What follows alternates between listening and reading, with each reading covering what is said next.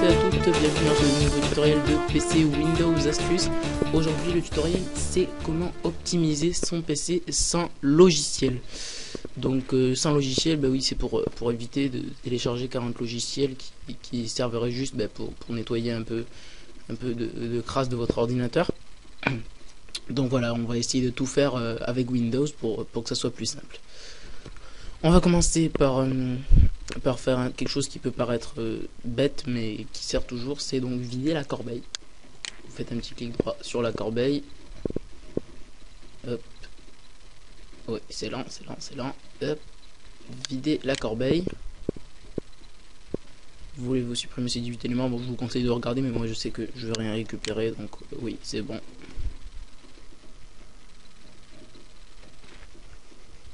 Donc voilà, la corbeille vidée, c'est déjà quelque chose de pas mal. Ensuite, on va désinstaller des logiciels qui peuvent être ou complètement inutiles ou envahisseurs que vous n'avez même pas voulu les installer vous-même. Donc pour faire ça, on va aller dans dans panneau de configuration. Et là, on va cliquer sur ajout, suppression de programme. Bon, selon votre version de Windows, ça risque de pas d'être exactement le même nom, mais c'est toujours à peu près pareil, supprimer des programmes ou modifier ou supprimer des programmes. Donc là, la liste apparaît de tous les programmes. Donc plein de programmes, par exemple, moi j'en ai pas personnellement ici, je pense pas en avoir, mais par exemple comme Babylon Search ou des logiciels que vous connaissez. Enfin, ouais, c'est vrai que si vous les connaissez pas, ça peut pas trop. Bon, en tout cas, c'est des logiciels que vous connaissez. Voilà, préférez les connaître et que vous les utilisez jamais. Et ça, vous êtes sûr de pas faire de bêtises. En tout cas, ce qu'il faut surtout pas supprimer ou éviter de supprimer, c'est tout ce qui est de Microsoft, hein, pour éviter de faire des conneries. Mais sinon, si vous avez un doute, tapez le nom du logiciel sur internet et vous saurez si c'est un logiciel de pub ou envahisseur ou quoi que ce soit, et que si vous pouvez le supprimer. Bon, là personnellement, je pense pas avoir de logiciel trop inutile, donc là c'est bon, mais vous sachez-le pour désinstaller. Vous faites tiens, on va essayer, on va juste pour vous le montrer. Vous cliquez ici sur le programme désiré. Et là sur modifier ou supprimer. Bon, je vais pas le faire, hein, je vous dis, mais bon voilà. Là, utiliser fréquemment. Bon voilà, sinon vous pouvez aussi savoir si vous l'utilisez fréquemment ou pas. Voilà, donc ça c'est une partie de nettoyage. Avec ça vous pourrez déjà gagner pas mal du tout. Ensuite, quelque chose qui est pas mal du tout non plus, c'est pour le démarrage. Pour éviter que le démarrage de Windows soit trop lent et trop chargé de choses, que ça ralentisse trop. Donc on va faire il y a deux options, où vous pouvez faire démarrer et exécuter, ou sinon vous pouvez faire la touche Windows et R, ça fera exactement pareil. Donc ici on va taper ms config. Donc ça c'est pour configurer en gros le démarrage de Windows et les programmes qui se lancent au démarrage. Comme ça on pourra en décocher quelques programmes inutiles qui bouffent la mémoire vive du démarrage de votre ordinateur. Voilà, donc ici le premier onglet ne touche à rien en général. Je pense que les onglets ne seront pas dans le même ordre, hein, certainement, selon votre version de Windows. Donc on va commencer par l'onglet démarrage. Non, c'est pas celui-là. Service non plus. Donc attendez, je me souviens plus, ça fait longtemps que j'ai pas touché à ça. Oui, je crois que c'est boot. Oui, voilà, donc ici, dans options avancées. Vous cliquez dans option avancée, dans boot, non. Ah oui, c'est ici, voilà. Donc je crois que le nom de l'onglet ne sera pas pareil. Donc l'onglet ne sera pas boot.ini. Je crois que c'est général ou enfin démarrage, c'est quelque chose dans le genre. Mais vous verrez un endroit où vous pouvez cliquer dans options avancées. Et dans nombre de processeurs, je crois que c'est ça, donc vous cochez. Là donc j'ai qu'un seul processeur, hein, mais si vous avez un processeur double cœur ou quadricœur, donc vous pouvez cocher le nombre de processeurs que l'ordinateur utilisera pour pour démarrer l'ordinateur. Sinon vous pouvez aussi faire le maximum de mémoire. Donc personnellement j'arrive avec 448, c'est très peu je sais, mais si vous arrivez à 448 mégas de mémoire vive, mais si vous êtes à 4 gigas ou même plus, vous pouvez donc mettre le maximum pour que l'ordinateur démarre bien rapidement. Donc vissez par OK. Ici donc appliquer pour pas oublier.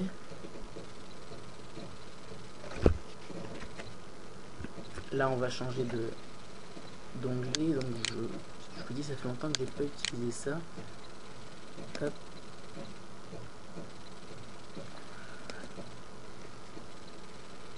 Ouais, bah c'est service et démarrage, je crois que c'est les deux.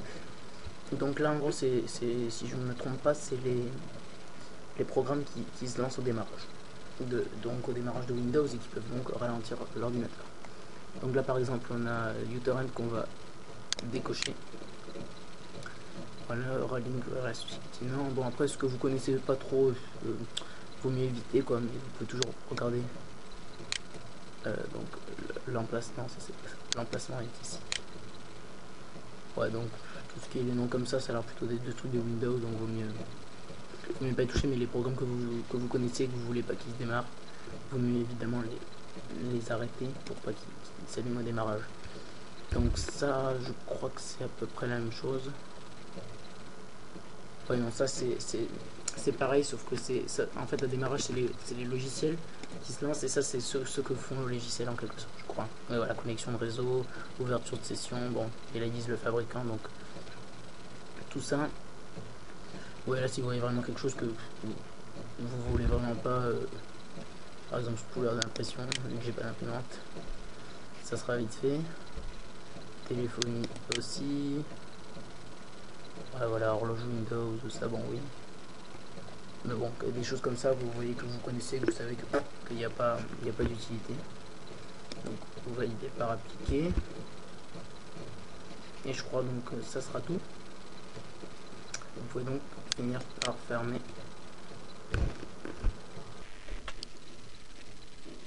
Donc là, Windows demande de redémarrer, c'est pas forcément obligatoire. De toute façon, ils disent que les modifications seront enregistrées que quand l'ordinateur sera fermé. Donc si vous pouvez l'éteindre quand vous voulez, hein. Donc là on va mettre quitter sans démarrer. On éteindra plus tard. Donc on va utiliser le nettoyeur de disque de Windows. Donc on commence par aller dans poste de travail ou ordinateur, hein, ça dépend. Là on fait clic droit dans le disque dur principal, donc je pense que c'est le C, hein, normalement, habituellement c'est ça. Hop, on va dans propriétés. Là donc dans l'onglet général, on coche, enfin on clique dans nettoyage de disque.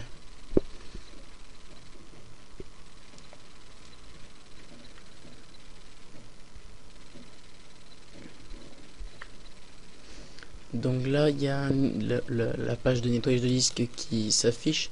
Ils disent que ça peut donc nécessiter quelques minutes, effectivement c'est assez long, donc pour l'instant on va faire une courte pause et on va se retrouver à la fin de l'analyse. A tout de suite. Bon là ça allait un peu plus vite que prévu, donc vous voyez il y a très peu de choses, hein. Il n'y a que donc, 6 mégas de fichiers inutiles. Donc fichier programme téléchargé 0, corbeille 0 on l'a déjà vidé, et compression de fichiers non utilisés, bon je sais pas ce que c'est mais je pense pas que ce soit trop important. Donc 6 mégas et on va les nettoyer. Donc j'espère que ça va le oui, donc ça va le nettoyer. Voilà, donc là aussi on va faire une courte pause, hein, pour le temps que ça nettoie, même si ça risque de pas être trop long. On se retrouve à tout de suite. J'ai oublié de vous dire aussi, le nettoyage de disque permet aussi donc de supprimer des anciennes versions de Windows. Donc par exemple si vous avez Windows 8 ou Windows 7 et que vous aviez une ancienne version de Windows avant, ça permet donc de libérer la place qu'occupait l'ancienne version, qui peut aller donc dans les 10, 15, même 20 mégas. Donc on va aller dans nettoyage de disque. Il y a encore d'autres options qui sont utiles.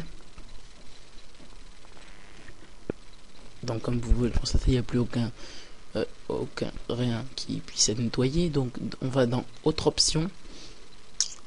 Là on a donc Composer Windows, programme installé, ça on a déjà donc supprimé les programmes qu'on n'utilisait pas, et libérer donc davantage d'espace disque en supprimant tous les points de restauration à l'exception des plus récents. Donc ça risque aussi d'être plutôt utile. On va commencer par les Composer Windows. Hop. Voilà, donc ça se présente à peu près sous la même forme que l'autre. Donc accessoires utilitaires. Alors attendez. Il y a...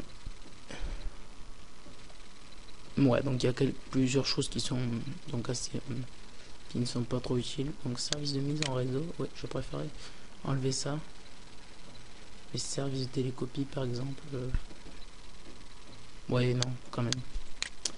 Mais vous voyez, enfin des choses comme ça, Windows Messenger, Internet Explorer si vous l'utilisez pas non plus, lecteur Windows Media, bon des trucs comme ça que vous pouvez supprimer. Ça j'aimerais bien regarder les détails parce qu'on sait jamais. Accessoires utilitaires. Ouais, c'est les jeux de Windows. Voyons les accessoires, qu'est-ce que c'est? Ah ouais, non quand même, c'est ouais. Donc le presse-papier non, surtout pas. Pointeur de souris non, papier peint du bureau non plus. Ouais non, en fait vaut mieux que vous regardiez dans les détails parce qu'il y a plusieurs choses qui sont bien utiles. Ouais non, en fait les accessoires on va décocher, annuler, et on va décocher les accessoires. Ouais. Les jeux à la limite j'accepte, mais pas les accessoires. Oui, en fait c'est les accessoires qui sont quand on va dans tous les programmes du menu démarrer. Donc ok, je vais revérifier une dernière fois. Qu'est-ce qu'il y a ici? Ouais, ça on va laisser, je sais pas exactement ce que c'est, donc vaut mieux laisser. Ouais, donc on va nettoyer tout ça, et donc là même si ça c'est pas beaucoup de place qui va être libérée, ça va quand même être même pour le visuel, hein, quand vous aurez dans tous les programmes vous aurez moins de choses, et si vous en avez marre d'avoir Explorer, comme ça vous pouvez le supprimer.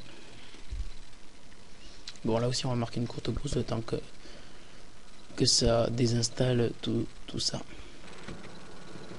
Donc voilà, l'assistant est fini, on peut cliquer sur terminer. Je sais pas ce qu'il y a, initialisation de Windows XP, bon voilà.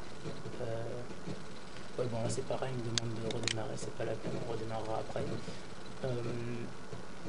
Donc oui, ça c'est pour supprimer les points de restauration, enfin en tout cas à l'exception du plus récent. Oui, je vais faire ça.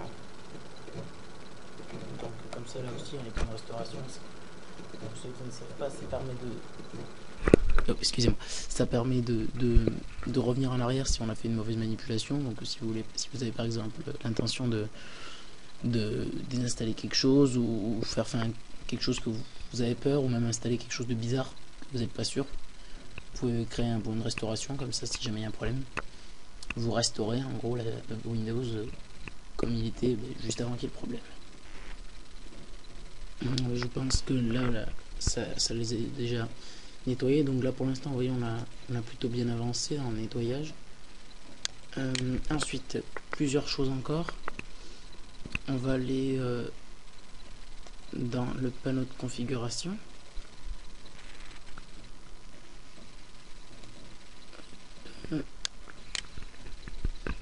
On va aller dans système.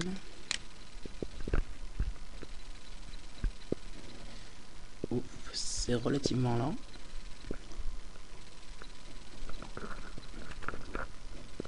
Voilà, donc dans l'onglet avancé, ensuite on va dans les parties performance et on clique dans paramètres. Voilà, donc dans effet visuel, on peut donc cocher ou laisser Windows choisir la meilleure configuration pour mon ordinateur. Donc ça c'est Windows qui va choisir, hein, selon votre ordinateur. Sinon ajuster afin d'obtenir la meilleure apparence. Si vous avez vraiment un ordinateur très puissant et que vous aimez voir tout bien joli, ou sinon ajuster afin d'obtenir les meilleures performances. Donc je vous conseille celui qui vous va le mieux, mais pour optimiser, c'est plutôt donc ajuster afin d'obtenir les meilleures performances. Sinon, on peut très bien faire aussi les personnaliser, hein. Vous voyez qu'ici, tout est décoché en quelque sorte. Donc on clique sur OK.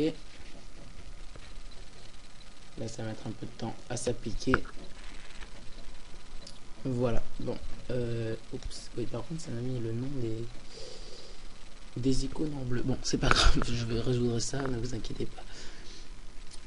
Ensuite, je crois bien qu'on va arriver donc à la dernière partie. Ouais. On va donc aller dans poste au travail. Ça, c'est un peu pour tout conclure, hein.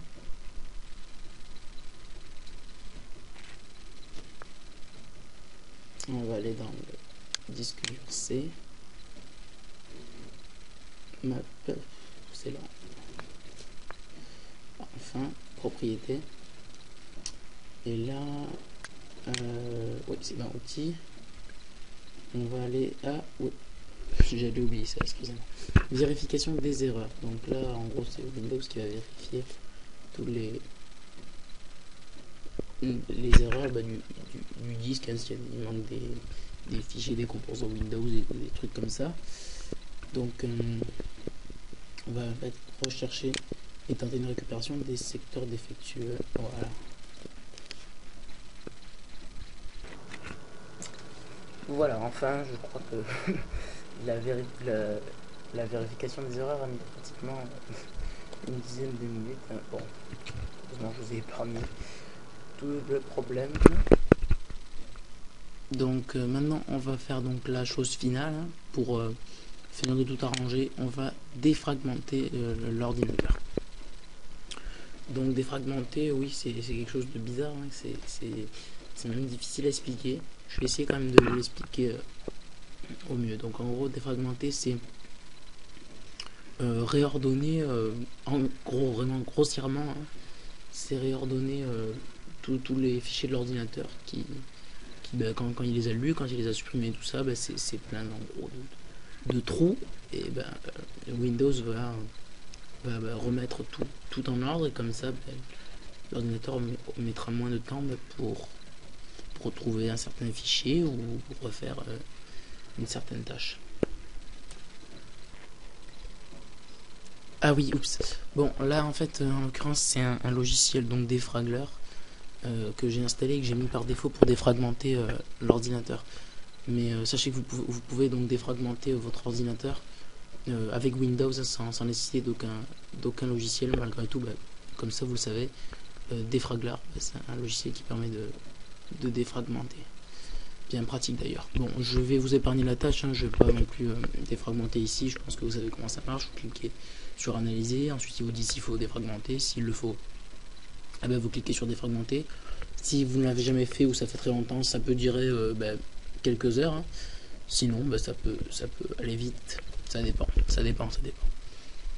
Donc bon, là je vais pas vous le montrer, mais voilà, sachez que vous pouvez le faire avec un logiciel aussi. Donc quelques précisions en plus juste avant de terminer.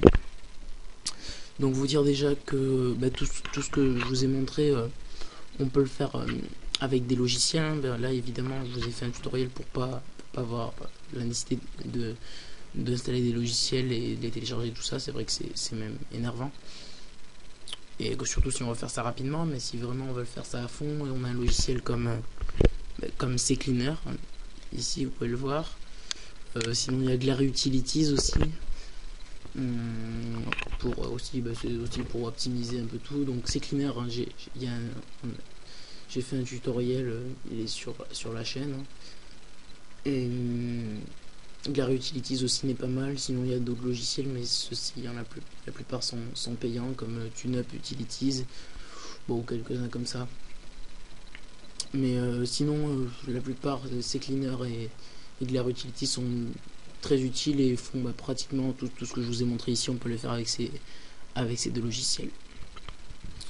Bon, je crois qu'on a fait le tour d'à peu près tout. En tout cas, oui, une dernière chose, j'allais oublier. Juste avant de terminer, vous dire que par exemple, si vous trouvez que votre ordinateur est lent au moment, mais que vous avez fait tout ça, c'est peut-être que il y a un logiciel qui est en arrière-plan, que vous n'avez pas décidé de lancer, qui se lance tout seul, qui s'est lancé tout seul, et que qui occupe beaucoup de mémoire. Donc on va aller dans le gestionnaire de tâches. Pour y aller, vous pouvez faire CTRL-ALT-SUPRE, ou sinon clic droit sur la barre de tâches et gestionnaire de tâches. Voilà, donc ça va se présenter comme ça. Bon, ça c'est le logiciel pour enregistrer. Mais sinon, oui, en gros c'est celui qui utilise le plus de mémoire. Donc en cliquant là, vous verrez celui qui utilise le plus. Donc AVP, je sais absolument pas ce que c'est, mais vous voyez, c'est celui qui utilise le plus. Je pense que... attendez. Ouais, non, c'est pas le gestionnaire de tâches, mais tenez, on va peut-être terminer le processus en espérant que ça soit pas une erreur de ma part. Aïe. Bon, on va essayer. C'est un essai. Bon, ça marche même pas. Heureusement que j'ai pas fait de bêtises. Bon. Si vous voyez ici une application que vous avez lancée, même que vous n'arrivez pas à arrêter, vous pouvez l'arrêter par ici, donc en la sélectionnant en faisant fin de tâche. Sinon, ici, un processus que vous connaissez, un nom que vous connaissez, qui vous est familier, mais que vous avez, qui est lancé et qui occupe pas mal de mémoire, que vous pourrez voir ici. Vous pouvez faire terminer le processus. Et voilà, comme ça libère un peu de mémoire. Bon, en tout cas, le tutoriel est fini. Merci d'avoir regardé la vidéo, j'espère qu'elle vous aura plu. Et n'oubliez pas donc de vous abonner si ce n'est pas fait. Merci à vous.